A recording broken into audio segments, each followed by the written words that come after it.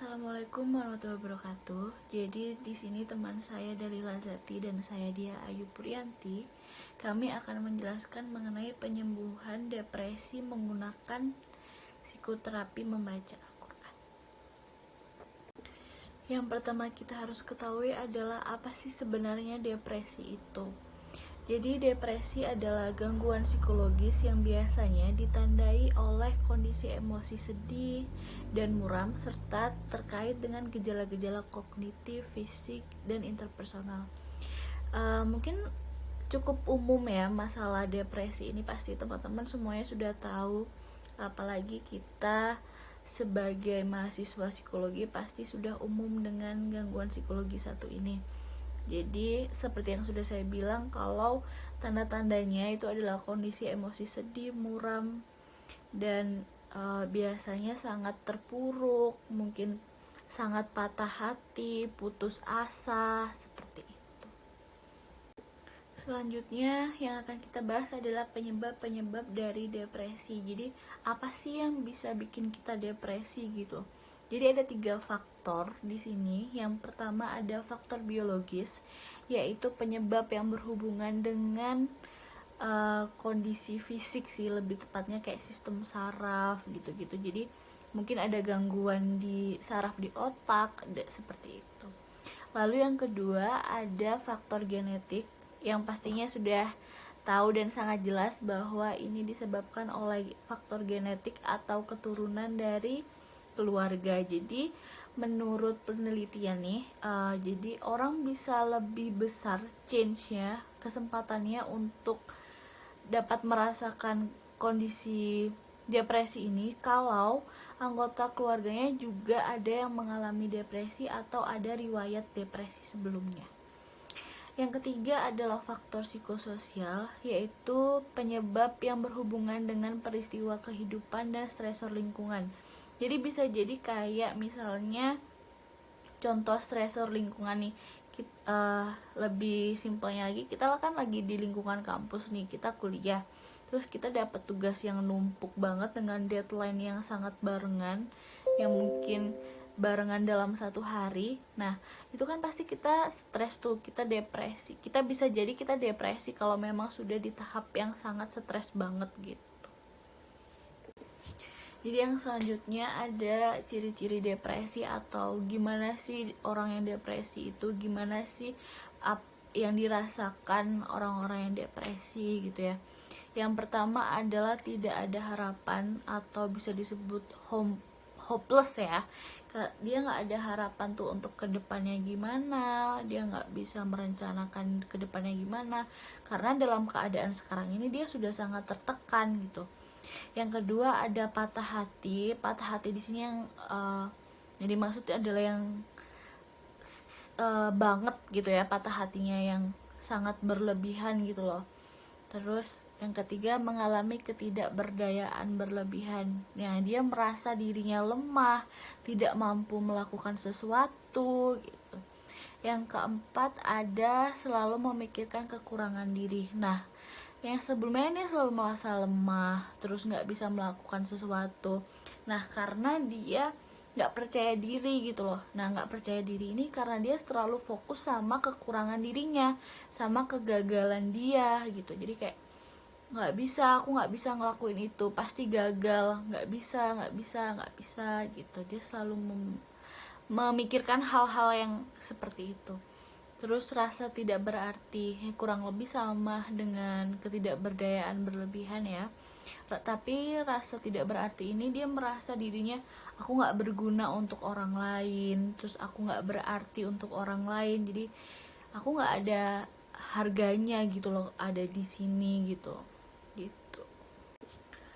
Lalu di sini ada beberapa gejala depresi. Yang pertama adalah perasaan tertekan. Jadi dia sepanjang hari itu merasakan tertekan. Lalu yang kedua adalah minat menurun. Minat menurun di sini maksudnya adalah minat dan kesenangan dia menurun secara mencolok dalam semua atau hampir kegiatan sehari-hari dalam jangka waktu sepanjang hari dan setiap hari. Lalu yang kedua adalah berat badan turun drastis. misalnya lebih dari 5% dari berat badannya dan turunnya itu dalam 1 bulan, itu kan berarti sudah sangat drastis ya. Yang kedua adalah insomnia, atau dia gak bisa tidur, atau hipersomnia, yaitu dia terlalu banyak tidur dalam setiap harinya.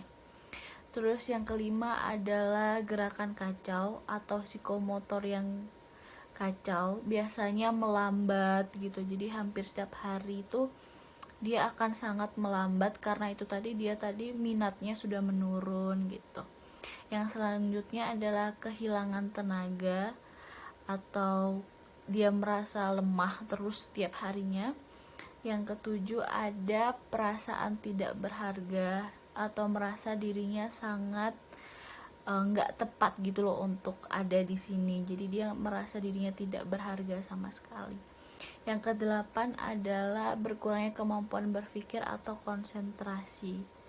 Jadi karena itu tadi yang pertama minatnya sudah turun, terus dia kehilangan tenaga, jadi dia juga berkurangnya kemampuan berpikir. Jadi dia akan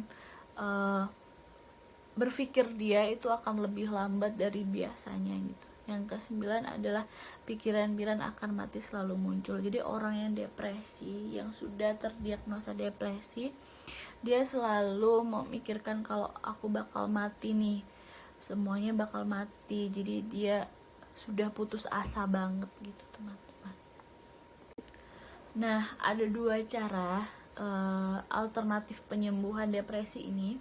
Yang pertama adalah terapi psikologis, yaitu terapi pengobatan jiwa ya singkatnya. Jadi kayak konseling, mungkin ada lagi metode-metode psikoterapi gitu. Yang kedua adalah terapi spiritual, yaitu terapi menggunakan media keagamaan. Contohnya yang akan kita bahas adalah psikoterapi membaca Al-Quran. Terus ada lagi terapi sholat, terapi zikir gitu teman. Nah, yang selanjutnya adalah psikoterapi membaca Al-Quran. Psikoterapi membaca Al-Quran adalah terapi yang menggunakan media Al-Quran sebagai metode terapinya. Nah, apa sih Al-Quran dan psikoterapi itu? Ternyata diketahui bahwa Al-Quran dan psikoterapi adalah 2 hal yang berbeda, namun memiliki hubungan yang erat. Nah, Al-Quran sebagai asyifa mempunyai kekuatan untuk menangani dan menyembuhkan jiwa pada diri seseorang.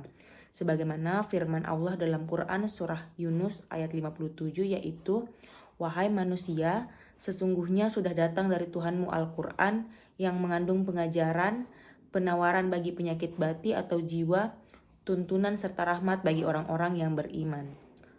Adapun pengertian psikoterapi sebagai sebuah pengetahuan yang berbicara tentang terapi kejiwaan merupakan salah satu aspek psikologi yang lebih banyak berlandaskan pada kemampuan rasio atau akal. Al-Quran dapat sangat relevan sebagai media terapi karena bisa memfasilitasi teori transpersonal, kognitif, dan humanistik eksistensial dibanding media lain seperti sholat dan ataupun puasa. Menurut penelitian Al-Zahrani tahun 2005, Al-Quran mengandung banyak hikmah dan nasihat, baik dengan konsep pahala, hukuman, maupun kisah yang semuanya dapat menjadi pelajaran guna perbaikan hati. Al-Quran ini memiliki banyak aspek keistimewaan dan kemukjizatan psikologis. Hal ini karena setiap ayat dalam Al-Quran mengandung penyembuhan atau asyifa, bersifat kuratif dan menekankan munculnya emosi positif dalam jiwa. Adapun fungsi dan tujuan Al-Quran. Yang pertama itu fungsi Al-Quran sebagai pemberi nasihat. Pembacaan ayat-ayat Al-Quran dalam rangka memberikan nasihat dengan memberikan bimbingan mengenai permasalahan yang dihadapi oleh seseorang. Tentu saja pemberian nasihat ini harus penuh dengan kasih sayang tanpa mengundang perdebatan. Yang kedua adalah tindakan pencegahan dan perlindungan. Al-Quran berfungsi sebagai tindakan pencegahan dan perlindungan karena dalam ayat-ayat Al-Quran merupakan sebuah tindakan preventif atau sebuah doa agar manusia terhindar dan terlindungi dari suatu musibah. ujian yang berat serta dapat membantu menghindari terganggunya kesehatan jiwa. Yang ketiga adalah Al-Quran sebagai tindakan pengobatan dan penyembuhan. Mengapa Al-Quran dapat menjadi metode penyembuhan? Karena menurut Najati dipercaya bahwa ayat-ayat dalam Al-Quran diturunkan untuk mengubah pikiran manusia, kecenderungan dan tingkah lakunya, memberi petunjuk kepada mereka, serta mengarahkan mereka kepada sesuatu yang baik dan membekali mereka dengan pikiran-pikiran yang baru. Yang selanjutnya adalah sasaran dari psikoterapi Al-Quran itu sendiri. Nah, maksudnya sasaran ini berarti apa saja sih yang bisa disembuhkan dengan metode psikoterapi Al-Quran? Ternyata ada 4 hal, yaitu sasaran spiritual, yaitu hati dan kalbu. Aspek spiritual adalah aspek yang berhubungan dengan ruh, tertutupnya fitrah keimanan, kesalehan, dan yang transendental. Problem-problem spiritual apa yang bisa disembuhkan dengan metode psikoterapi Al-Quran antara lain lupa diri, lemah iman, syirik, munafik, fasik, kufur, atau terhijabnya alam ruh, alam malakut, dan alam goib. Yang kedua itu adalah sasaran mental atau jiwa. Pada aspek ini, proses yang berhubungan dengan akal, pikiran, dan ingatan. Problem mental antara lain adalah mudah lupa, malas berpikir, susah berkonsentrasi, picik, seseorang yang tak mampu memutuskan sesuatu dengan baik, serta yang tak mampu membedakan apa halal dan haram. Yang ketiga itu sasaran moral atau diri, yaitu keadaan yang melekat pada jiwa manusia yang melahirkan sikap dan perilaku yang tidak melalui proses berpikir, pertimbangan, ataupun penelitian terlebih dahulu. Wujudnya dalam sikap dan watak yang terjabarkan dalam bentuk berpikir, berbicara, bertingkah laku sebagai ekspresi jiwa. Problem moral ini yang dapat disembuhkan dengan metode psikoterapi Al-Quran antara lain sombong, dengki, dan serakah. Yang terakhir itu adalah sasaran fisik. Pada aspek fisik, biasanya penyakitnya seperti stres, was-was, dengki, iri hati, munafik, dan sebagainya. Ketika gangguan jiwa itu sedang aktif, maka kondisi emosional seseorang labil dan tidak terkendali. Nah, pada kondisi inilah yang mempengaruhi saran dan fungsi organ tubuh manusia, sehingga kemudian terjadi penyempitan di saluran pernafasan atau penyempitan di usus perut. Inilah efek penyakit dari rohani ke jasmani. Nah, terdapat beberapa hal penting yang menjadi syarat utama dalam melakukan psikoterapi dengan Al-Quran. Yang pertama adalah seseorang yang menggunakan metode ini harus beragama Islam. Yang kedua, seseorang tersebut harus percaya dan yakin akan kebesaran Allah dan percaya bahwa yang ada di dalam Al-Quran itu benar adanya. Yang ketiga yaitu seseorang tersebut memiliki niat yang sungguh-sungguh dan keinginan yang besar untuk sembuh dari penyakitnya. Dan yang terakhir yaitu melakukan tata cara psikoterapi Al-Quran secara teratur dan bersungguh-sungguh. Nah, langkah-langkah dari psikoterapi Al-Quran itu yang pertama, wawancara awal. Wawancara awal ini dilakukan untuk mengungkap kebutuhan dan masalah dari klien serta mengidentifikasi jenis terapi seperti apa yang dibutuhkan oleh klien. Yang kedua itu tadabbur ayat. Pada tahap ini, terapis menerangkan ayat atau kisah tertentu yang sesuai dengan kebutuhan klien, yang selanjutnya ditadaburi bersama. Yang ketiga itu bermusyawarah. Maksudnya di sini terapis dan klien mendiskusikan dan membahas hasil tadabbur dan mencari jalan keluarnya bersama-sama serta mengambil keputusan dan tindakan. Musyawarah ini menggunakan teknik komunikasi dan teknik penyembuhan dengan bahasa yang mudah dimengerti oleh keduanya. Yang ketiga itu tahap yang dinamakan azam, yaitu tahap saat terapis memberikan motivasi kepada klien agar memiliki tekad yang kuat untuk melaksanakan keputusan hasil dari musyawarah atau diskusi tadi. Yang terakhir, yang kelima itu tawakal, yaitu tahap di mana klien atau seseorang yang ingin sembuh ini berserah diri kepada Allah mengenai keputusan dan tindakan yang diambilnya. Nah, terdapat kelemahan dan kelebihan dari psikoterapi membaca Al-Quran ini. Pertama yaitu kelemahannya, metode ini susah dilakukan oleh seseorang atau individu yang tidak terlalu lancar dalam membaca Al-Quran. Yang kedua, metode ini tidak bisa dilakukan oleh semua orang, namun hanya seseorang yang beragama Islam. Yang ketiga itu, metode ini hasilnya belum tentu berhasil 100% karena keberhasilan dari metode ini tergantung pada diri masing-masing klien dalam memaknai dan menerapkan ayat-ayat Al-Quran tersebut. Namun bukan cuma hanya kelemahan, tetapi metode ini juga memiliki kelebihan, yaitu metode ini tidak membutuhkan biaya sama sekali. Yang kedua itu, metode psikoterapi Al-Quran ini selain dapat digunakan sebagai metode penyembuhan, namun juga dapat bernilai pahala dan bernilai ibadah di mata Allah Subhanahu wa Ta'ala. Nah, alasan mengapa kita harus memilih metode ini sebagai metode penyembuhan yaitu karena pada dasarnya terapi spiritual atau terapi dengan Al-Quran ini tidak hanya sekedar menyembuhkan gangguan-gangguan psikologis, tetapi yang lebih substansial adalah bagaimana membangun kesadaran diri atau self-awareness agar manusia bisa lebih memahami hakikat dirinya.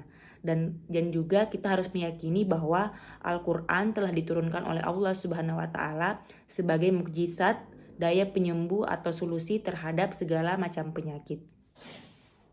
Oke teman-teman, sekian presentasi dari saya dan Ayu. Apabila ada yang ingin ditanyakan, silahkan komen di kolom komentar.